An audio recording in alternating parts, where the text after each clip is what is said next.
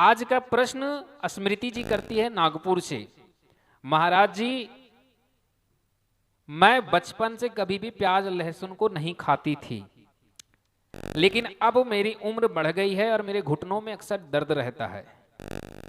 तो बहुत लोगों ने हमें सलाह दिया कि आप लहसुन खाएं, प्याज खाएं। डॉक्टर को भी दिखाया तो डॉक्टर बोले कि लहसुन खाइए, पर हम सब ने बचपन से कभी लहसुन प्याज नहीं खाए। हम लोग तुलसी कंठी माला पहनते हैं, तो क्या हमारी प्याज खाना सही होगी? क्या हम प्याज खाएं या फिर इसी प्रकार से रहने दें? देखिए मैया, अच्छा प्रश्न किनका था? आपका, बिल्कुल ठीक है, बैठ जाइए।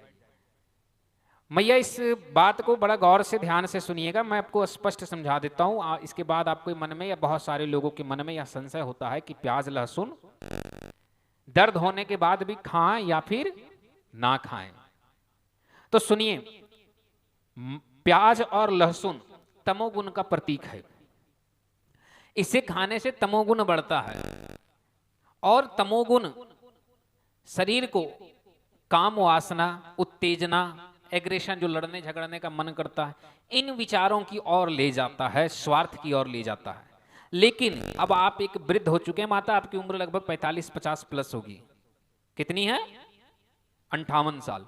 तो मैया, जब आपकी उम्र ही 58 साल है तो अब आपके अंदर काम वासना, उत्तेजना, लड़ने झगड़ने, ये जो स्वभाव जो बचपन से थी, ये जो आपकी बनी नहीं, अब ये आएगी भी नहीं।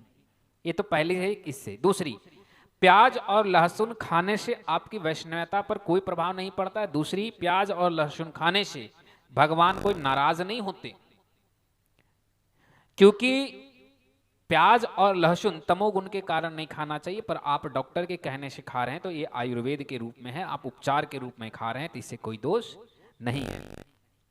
तीसरी बात, हमारे 18 पुराण हैं, 4 वेद हैं, कहीं पे ये नहीं लिखा हुआ है कि प्याज और लहसुन नहीं खाना चाहिए। तमोगुण का वर्णन आता है, तो तमोगुण से केवल प्याज और लहसुन ही नहीं बनता है, तमोगुण से आपका शरीर भी बना है। जब ब्रह्मा जी सृष्टि की रचना करते श्रीमद् भगवत महापुराण के अनुसार से, तो वहां पर पढ़िएगा कि तमोगुण की रचना पहले श्रीमन नारायण करते हैं, उससे पंच तत्वों का निर्माण करते हैं, और पंच तत्वों से हमारा शरीर बना है, अर्थात हमारा जो ये बाहरी शरीर है तमोगुण से ही बना है। तो मानव के शरीर में रज, तम और सत तीनों आता है, तो इससे ये फर्क नहीं पड़ता कि तमोगुण से ईश्वर की प्राप्ति अगर ऐसी होती तो बड़े बड़े राक्षसों को भगवान नहीं मिलते, है ना। तो आपको प्याज लहसुन खाना है, इसमें कोई दोष नहीं है, प्याज लहसुन खा सकते। देखिए, प्याज लहसुन जब 11वीं सदी में पहली बार चरक संहिता लिखा गया था, मैं इतिहास बता देता हूं। 11वीं सदी में जब चरक संहिता लिखी गई तो पहली बार उसमें प्याज और लहसुन का खोज में बताए थे चरक जी कि इसमें तमोगुण है। उससे पहले कोई स्पष्ट व्याख्या किसी पुस्तक में नहीं है कि प्याज और लहसुन में या किस खाने में कौन सा गुण है। जो प्याज लहसुन में तमोगुण है, इसकी खोज चरक जी महाराज 11वीं सदी में करते हैं। ठीक है, तो इसलिए कोई दोष नहीं है, आप खाइए, आपको उपचार की ओर से लेकर के जाना। और रही बात आपकी भक्ति में, तो प्याज और लहसुन आपकी भक्ति में बाधा नहीं बनेगी। भक्ति, भगवान की प्राप्ति एक अलग चीज है। बड़े बड़े राक्षस जिनकी आहार ही तमोगुण है, जिनकी जीवन शैली ही तामसिक है, उन्हें क्या भगवान तपस्या से प्राप्त नहीं हुए? क्यों प्राप्त हुए? जो कर्म करेगा वो फल मिलेगा। कर्मण्यवाधिकारस्ते मां फलेषु कदाचन। आप कर्म कर रहे हैं, आप प्रभु प्राप्ति की इच्छा रख रहे हैं, आपको अवश्य मिलेंगे, परंतु ये विचार रखना कि हम प्याज लहसुन खाएंगे तो नहीं मिलेगा। देखिए, प्याज लहसुन खाने आपकी मजबूरी है, डॉक्टर ने बोला है तो आप खाइए। अगर आप ना खाएं तो आपकी घुटने की दर्द बढ़ जाएगी। और कहा गया है ना कि जब तक शरीर में दर्द हो तो मन को चिंता लगी रहती है। तन सुखी तो मन सुखी, तन सुखी होगा तभी मन में सुख आएगा। अगर किसी का सर में बहुत तेज दर्द कर रहा है ना, और उसको एक माला दे दीजिए, बोलिए इस माले को 108 बार फेरो, वो फेरना उसके लिए कठिन हो जाएगा, मन नहीं लगेगा, क्यों? सर में दर्द है। तो तन सुखी तो मन सुखी, तन दुखी तो मन दुखी। तन दुखी है तो मन दुखी है, तन सुखी है तो मन सुखी है। तो मन को तन से और तन को मन से जोड़िए। जब तक तन आपका स्वस्थ नहीं होगा, आपकी मन स्वस्थ नहीं होगी। तो आप प्याज लहसुन आप खाइए, अब आपकी उम्र हो चुकी है, अब कोई दिक्कत नहीं। बस आपको, अगर आप बचपन से नहीं खाते, ऐसा विचार है, तो लहसुन को आप एक अलग छोटी सी गैस सिलेंडर रखें, उसमें अलग से आप एक पात्र रखें, तेल रखें सरसों का, उसमें लहसुन को जला दें और लहसुन को खाएं। या तो लहसुन को मधु के साथ मिला करके खाएं, बहुत लाभ करती है ओरिजिनल मधु, अगर वास्तविक अच्छा मधु हो तो उसके साथ लहसुन बड़ा फलदायक है।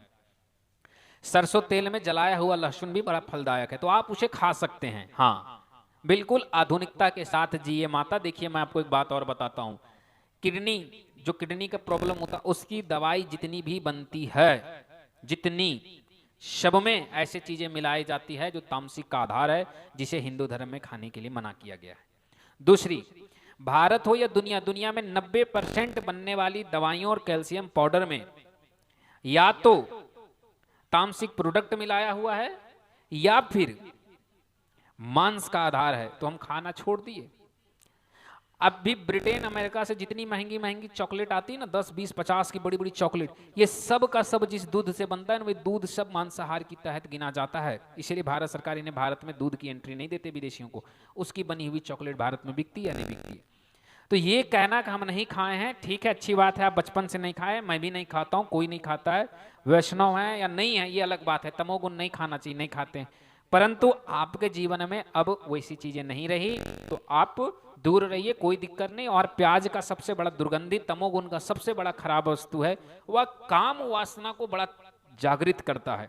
और आपकी एक ऐसी उम्र हो गई है कि काम वासना अब आपकी जागृत नहीं होगी। उम्र का भी तो प्रभाव भैया ना, है ना, कि काम वासना मर चुकी, उम्र के अनुसार से दब चुकी, अब वो नहीं उत्पन्न होगी। प्याज खाने लहसुन खाने से नहीं उत्पन्न होगी, तो आप बिल्कुल खा सकते हैं। अब ऐसा नहीं हो कि कल को कहिए कि महाराज जी कहें तो सब खाइए, आपके परिवार में जो नहीं खाते वे भी खाने लगे। मैंने कहने का मतलब था आपको समस्या, आप खाइए, हाँ, बाकी लोगों को जैसे हैं वैसे ही रहने दीजिए, कोई दिक्कत नहीं है। और प्याज लहसुन भी पृथ्वी से वहीं उगती है जहां आलू प्याज गाजर उगता है। सबसे बड़ी बात है कि प्याज और लहसुन तमोगुण की आधार माना गया है और तमोगुण के कारण नहीं खाना चाहिए, पर ऐसा नहीं है। प्याज लहसुन वास्तव में वर्णित कहीं पे नहीं है कि नहीं खाना चाहिए। ये जहां भी वर्णित आपको मिलेगा, किसी संत की वाणी मिलेगा, किसी महात्मा की वाणी मिलेगी, लेकिन सारे संत महात्मा की 11वीं सदी के बाद लिखी हुई पुस्तकों में ही मिलेगा। उससे पहले की पुरानी पुस्तकों में इसकी वाक्य वर्णन नहीं मिलेगा, क्योंकि चरक जी महाराज ने जब खोज किए तब लोगों ने इसका बंद किए थे, उससे पहले नहीं था। ठीक है, जय श्रीमन नारायण, राधे श्याम मैया। और कोई प्रश्न? ठीक है मैया, बैठ जाइए। अगला प्रश्न किनका है? प्रश्न भेजिए।